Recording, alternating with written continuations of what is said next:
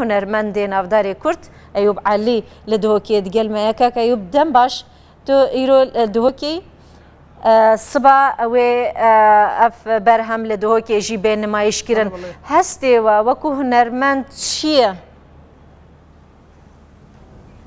دوێ ڕۆژێدا هونوان دوو بەرهەمان پێشکەشی خەڵکی شنگا لە پێشکەشی پێشمەرگەیان دەکەن.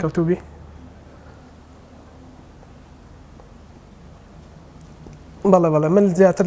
من لە بەرهەمی شنگال بەشدارم کە ئەم بەرهەمەش هیوادارم شایانی ئەو کارە ساتە مەز نەبێت کە بەسەر هاونیشتمانیانی کورد هات لە شنگال لەو ڕۆژەدا کە چەندین کەس بەداخەوە ژیانیان لە دەستدا چەندین کەس ئێستاش بە ئازاری ئەو کارە ساتەوە دەناڵێنن هیوادارین ئەم بەرهەمە لە ئاستی زەرمەندی و ئازاری کارە ساتەکە بێت کە تووشی کوردستان بەگشتی وە شنگال بە تایبەتی بوو و بۆ من شانازیە لە بەرهەمێکی ئەوهادا بەشدارم کە مامۆستای هونەرمەندی مەزن مامۆستا دڵشاد سەعید ئیشەکەی کردووە و مامۆستای ڕۆشنبیر و نووسەر ئەدیب چەلکی تێکستی بەرهەمەکەی ئامادە کردووە. بڵێ هونێ سبەل دهۆکێ پێشکەش بکەن ئەو بەرهەما خۆیان شنگالێ هون پێشکەشی کێ دکەن یعنی خەڵکی شنگالێ هون بسترانێکی دخوازن چژی خەڵکی شنگالێ ڕابێژن.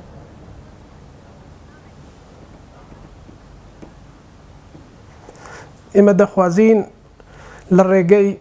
ئەم سترانەوە نیشانی بدەین کە هونەرمەند هونەردۆستان یۆگرەکانمان تێکست نووسەکان ئەدیب ڕۆشنبیران هەموو چین و توێژەکانی ئەم گەلە لەگەڵ ئازاری شنگالدایە. من بەش بە حاڵی خۆم دەمەوێت لەو ماوە کەمەی کە لەو بەرهەمەدا من ڕێم پێدراوە بەشدار بم دەربڕی خەم و ژانی شنگال و خەڵکی شنگال بم. بڵێ کاک ئەیوب هون دزانن سبە ساڵیادا شنگالەیە یعنی هونەرمەند ژیت کارن چاوە دەنگی خەڵکی زوڵم لێکری بگەێنن دنیاە.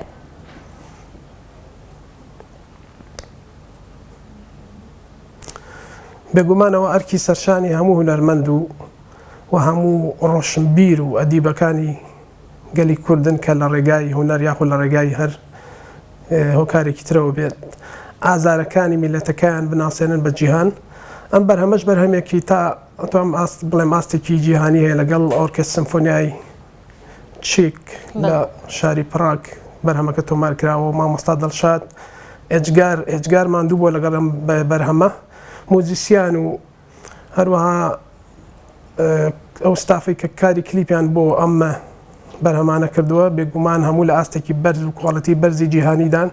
هیوادارین ئەمە سەرەتایەک بێت بۆ کاری باش و ناساندنی کەلتور و ئازار و خەمەکانی گەلی کورد بە هەموو جیهان. بڵێ دەما هوو لە چیکێ بوون خەڵکێ چیکێ هونەرمەندێن چیک چاوە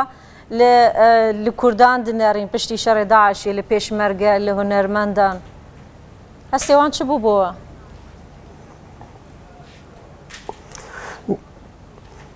بێگومان من ماوەیەکی کورت لە چێک مامەوە بەداخەوە نەمتوانی زۆر تێکەڵاوی خەڵک و هەروەها ڕای سەر شەقام بزانم بەڵام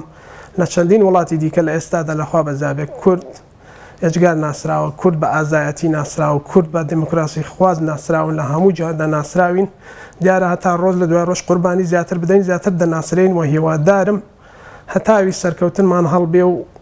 ببین بە خاوەنی وڵاتی خۆمان و وەکو هەموو میلەتانی کە بە ئاشتی بژین. بڵێ داوای پرس بکەم کاک ئەیوب ئاستەنگین بەردەمەوە چنە ینی هوندکارن تشتێکی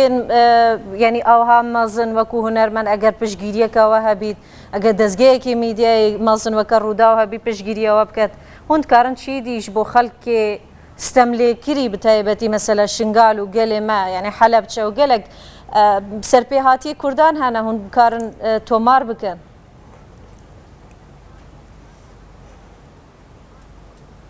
من بەش بە حاڵی خۆم بەر لە هەموو شتێک حەز دەکەم ئاماژەش بەوە بدەم کە بە شێوەیەکی خۆبەخش هەموو هونەرمەندە گۆرانی بێژەکان سترانبێژەکان بەشدار بووین لەم دوو پرۆژەیەدا واتە بە شێوەی خۆبەخش بەبێ هیچ بەرامبەرێک بەشدار بووین کە زۆر بە شانازی بە سەربەرزی و پێویستە باسی بکەم و هەمیشە هاوکاری و سپۆنسەرمان پێویستە بۆ بەرهەمەکانمان. من هەمیشە لەگەڵ خەم و ژانی میلەتەکەمم چەندین پرۆژەی گەورەم هەیە بەڵام بەداخەوە لەبەر نەبوونی سپۆنسەر چونکە بەو کوالەتیە بەرزەی کە خۆم دەمەوێت بەرهەمەکان تۆمار بکەم و بکرێن بە کلیپ یاخود کارکردن لەگەڵ موزیسیانی جیهانی